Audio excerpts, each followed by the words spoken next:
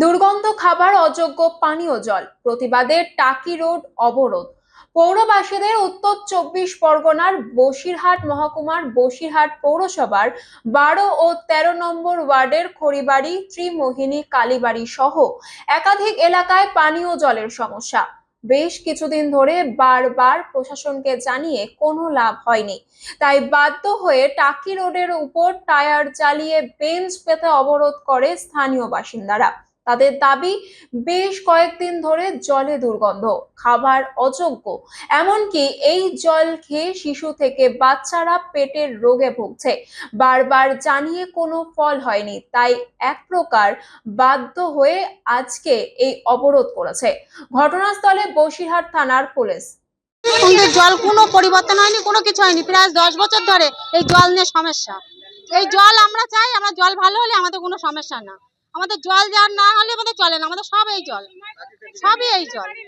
তাদের আমাদের খাওয়া দাওয়া, পায়খানা বাথরুম সব এই জল। হ্যাঁ, আগেও আসছে, আগেও দুবার করেছে।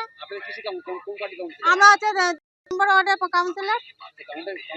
কাউন্সিলরও বলেছে যে হচ্ছে আমাদের এরকম কিছু করার নেই, আমাদের বাড়িও তো আছে, তারাও এই কথা বলছে।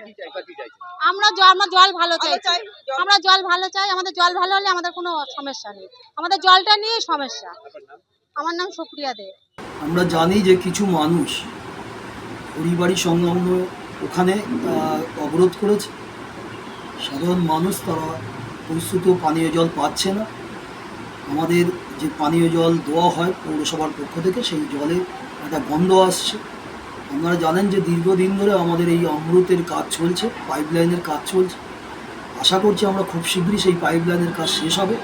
শেষ হলে আমরা সাধারণ মানুষের মুখে আমরা পানীয় জল, পরিশুদ্ধ পানীয় জল তুলে দিতে পারবো।